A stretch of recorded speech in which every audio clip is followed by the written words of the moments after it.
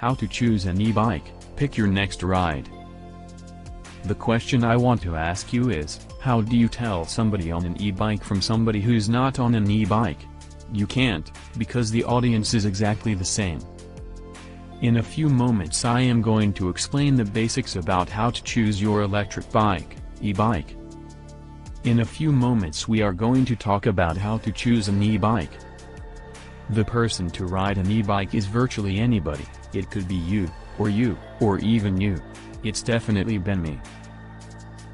There is virtually every style of bike available in the form of an e-bike, cruiser, cargo, hybrid, and even foldable. E-bikes are great for people who are trying to give up their cars, or those who might be commuting just long enough distances that it makes more sense for them to have some pedal assist versus doing it riding completely under their own power. It's also great for people who might be carrying a lot of cargo, and that could include their kiddos. E-bikes are for people who want to go faster, further, and carry more weight. There are 4 main decision points in choosing an e-bike: class, motor, battery, and features.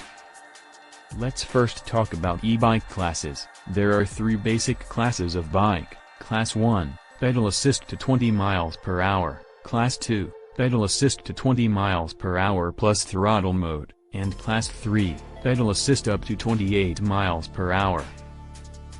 Class 2 is actually a throttle assist, meaning that you are going to have a motorized bike for all intent and purposes, and they are more restrictive in their use. The clear difference between Class 1 and Class 3 is where that pedal assist stops. That just means that Class 1 is generally more accepted everywhere on more and more trails.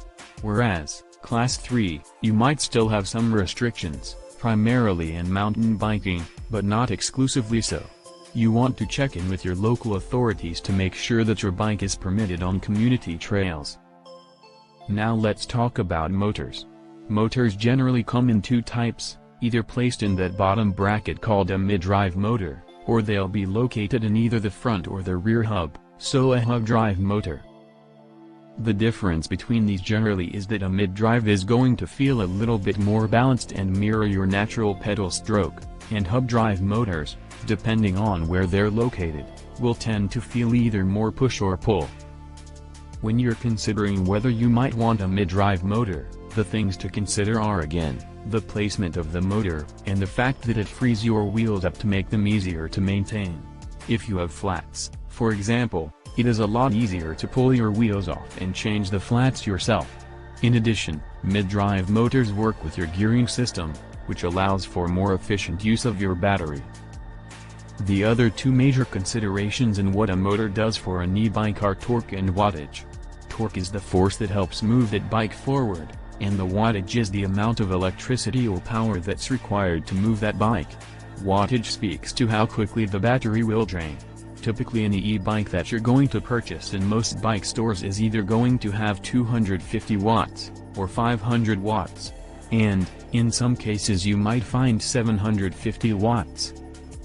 Everything is a trade-off. The trade-off will be whether you want more battery life or more power. And typically, you're going to concede one or the other, depending on how you're pedaling, and what type of terrain you're on. Let's talk about the differences between lower wattage, lower torque, and higher wattage, higher torque, and whether one or the other might be more useful to your riding style.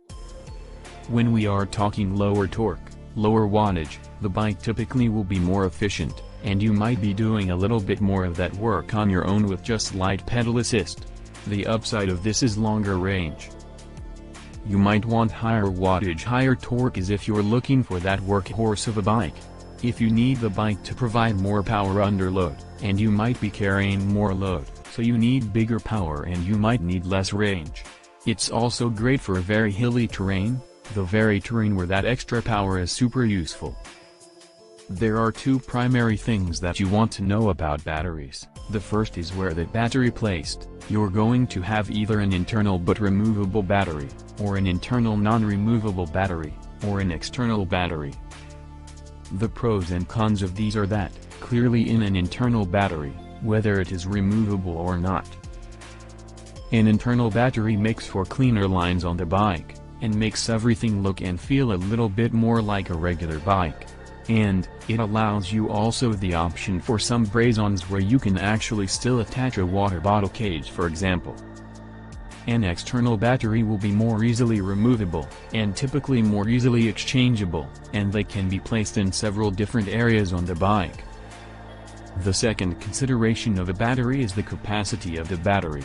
Typically you're going to find that batteries on e-bikes range from about 250 watt-hours to about 500 watt-hours, but you might find some numbers in between that depending on the brand of the bike. The wattage rating just reflects the battery capacity.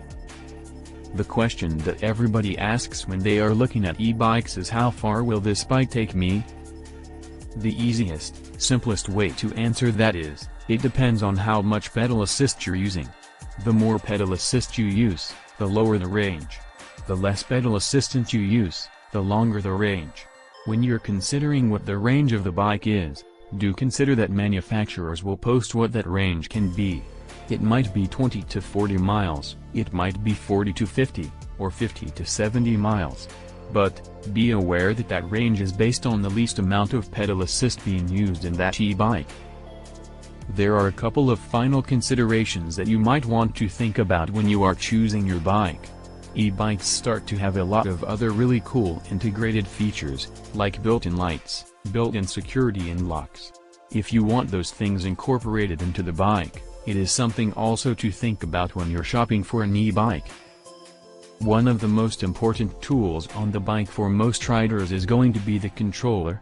The controller is the thing that powers the bike on and off. And, it will also allow you to choose the level of assist that you want. But the other things that it may show you, depending on the level of sophistication of the controller, would be battery life, speed, and where you are in your total range. Some controllers have more information than others, so if it's important to you to have more information at your fingertips, you might want to think about that when you're choosing the e-bike. The last thing is the weight on these guys can vary quite a lot. They can be anywhere from 25 pounds to 65 pounds. So keep in mind how you're planning on transporting the bike, and storing the bike, so that this bike will fit into your lifestyle. This should give you a lot of information to start the process for shopping for an e-bike. Click the link in the first comment to find our e-bike and accessory recommendations. As always, size and fit are really important, so check out my video on that and I'll see you out in the trail. And, in the next video.